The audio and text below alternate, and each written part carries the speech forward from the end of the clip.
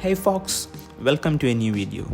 In this video, we will see how to change the color of the teeth using Photoshop. So without further ado, let's get started. The first step for doing this is select the Add Adjustment layer in the bottom right corner. From that, select Hue Saturation.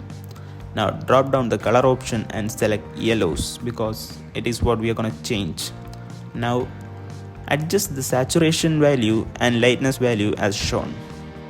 As we adjust the value, you can see that the color of the teeth whitens, but as you can also note that the color of skin also whitens.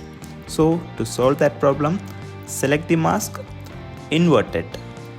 Now select the brush tool with the color being white, brush it over the teeth. Now you can see only the teeth whitens without affecting the skin. The skin color remains as it was. Now carefully brush it over the teeth.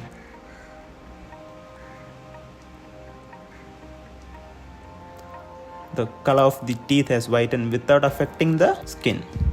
Hope this video helped. Thank you.